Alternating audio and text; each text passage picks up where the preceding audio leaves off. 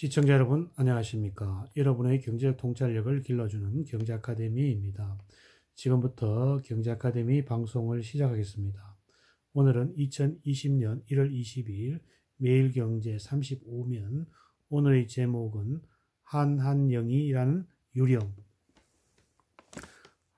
한한령, 한류 제한령, 해제요, 중국이 절대 해줄 리 없습니다. 유통가의 수십 년간 잔뼈가 굵은 원로 경영인은 한한령의 얘기가 나오자 펄쩍 뛰었다. 시진핑 중국 국가주석이 원래 한국을 방문해도 상황은 바뀔 게 없다고 강조했다. 겉으로는 풀어주는 척만 할 뿐 수틀리면 다시 조일 것이라는 얘기다. 한한령의 얘기에 산산수전 다 겪은 그의 얼굴에서도 억울함과 두려움, 중국은 물론 우리나라 정부에 대한 원망까지 묻어난다. 한한령이라는 유령이 4년째 떠돌아다니고 있다.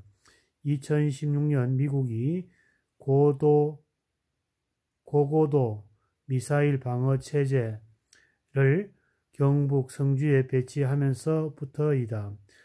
중국 정부가 사드 배치를 자신들에게 대한 위험으로 단정하자 그때부터 중국에서 한류 스타 공연 해약은 물론 한국 제품 불매 운동, 한국 여행 금지 등 강력한 경제 보복 조치가 잇따랐고 이는 한한령으로 불렸다.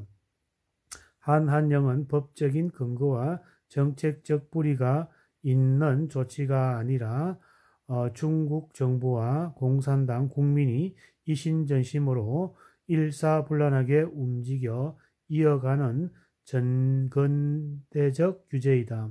실체 없어 더 큰 공포를 가져왔다. 유령처럼 떠돌며 수많은 한국 기업들이 피해를 안겼다. 중국은 공식적으로 유령의 존재를 부인한다. 그러면서도 한국과 이슈를 있을 때마다 한한령을 미끼로 우리나라를 쥐락펴락했다. 중국 당국자들은 사드 문제는 일단락됐다고 수차례 밝혔지만 경제보복은 계속하는 시기다. 그러던 중 시 주석이 올해 상반기에 사드 배치 이후 한국을 처음으로 방문할 것이라는 소식이 전해졌다. 정시에서 중국과 관련 기업들은 주가가 급등했고 실제 많은 기업이 중국 진출 채비를 하고 있다. 서울 명동 상인들은 중국인 여행객을 맞을 준비에 한창이다. 하지만 이런 분위기만으로 유령의 사라질 것이라는 설익은 기대는 건물이다. 몇 가지 조건에 충족되지 않는다면 한한령의 해제 기대감은 한낱 몽상에 그칠 것이다.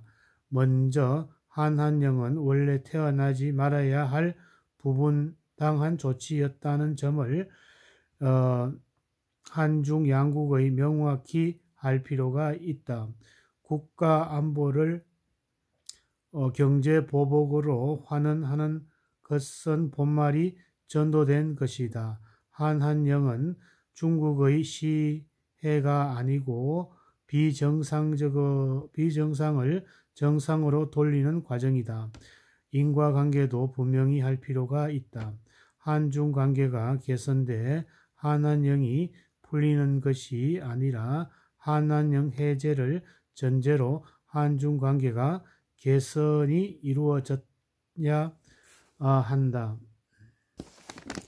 중국이 어물쩍 넘어간다고 우리도 좋을 게 좋다는 식으로 넘어가는 문제는 더더욱 아니다.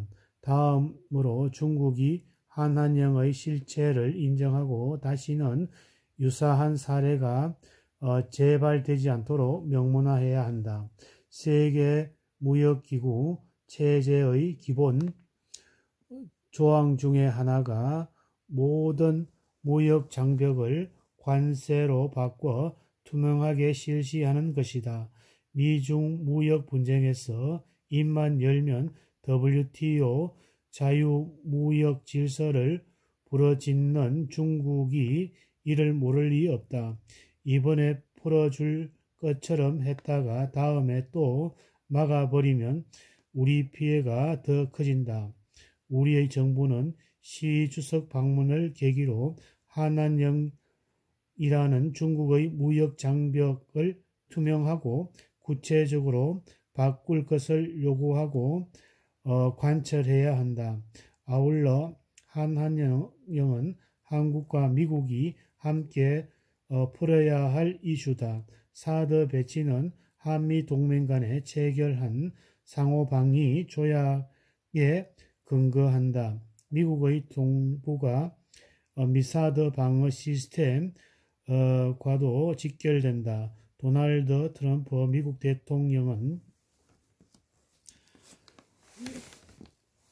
대통령은 방위비 인상에 대해서는 한국을 강하게 압박하면서 사드 배치로 인한 중국의 부당한 경제 보복을 외면하는 이중적인 태도를 보인다.